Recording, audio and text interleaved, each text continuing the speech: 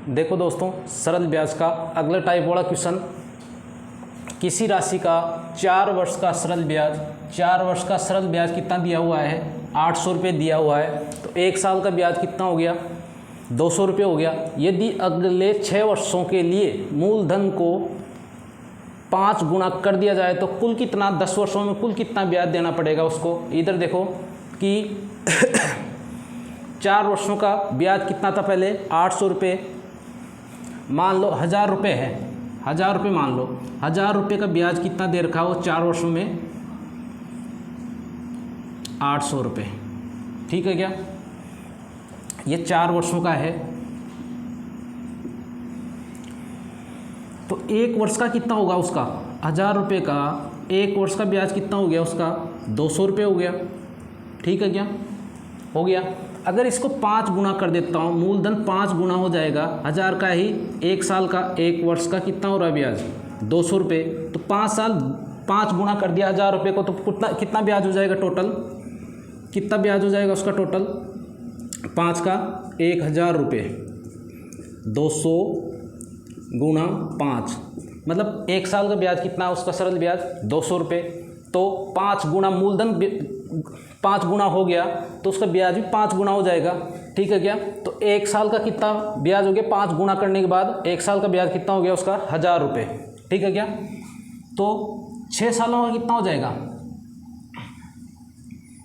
4 वर्षों का ब्याज तो कितना दे रखा है, 800 रुपये। ठीक है क्या, अगले 6 वर्षों का ब्याज, अगले 6 वर्षों का ब्याज कितना हो गया, अगर उसको 5 गुना कर दिया, मूलधन को 5 गुना कर दिया तो 1 साल का ब्याज कितना आ रहा है, 1000 रुपये। अगर 6 साल का ब्याज होगा तो कितना आ जाएगा, ये 6000 रुपये। ठीक है क्या, अगले 10 वर्षों का ब्याज कितना हो जाएगा उसका, 10 वर्षों का ब्याज कितना हो जाएगा, 6800 रुपये। आएगी बात समझ में। अगला क्वेश्चन देखो,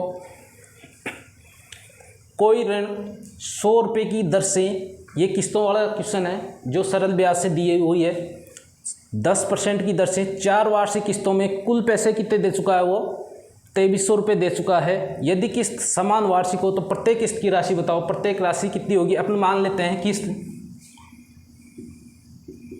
माना कि किस्त की, इसका सीधा डायरेक्ट फॉर्मूला भी है लेकिन फॉर्मूला भूल जाओगे आप। प्रत्येक किस्त की राशि कितनी है, 100 रुपये हो गई उसकी। ठीक है क्या, 4 साल तक चुकाया उसने 100 रुपये करके, मतलब 100 रुपये प्लस 100 रुपये प्लस 100 रुपये प्लस 100 रुपये, ये तो चुकाएगा मतलब कितना चुका दिया उसने, 400 रुपये तो चुकाएगा ना। इसके अलावा ब्याज भी देना पड़ेगा उसको।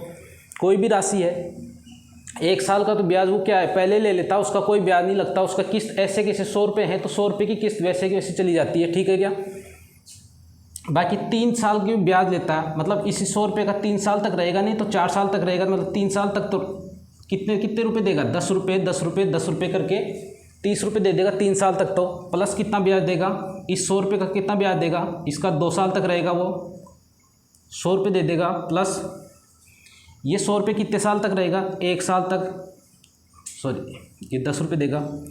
अगले एक किस्त तो उसका कोई ब्याज नहीं लगता, उसका 0 ब्याज लगता है 100 रुपये का। ठीक है क्या, तो ये कितना आ गया अपना, 400 प्लस 30 20 और 10 = 60, टोटल कितने हो गए, 460 रुपये।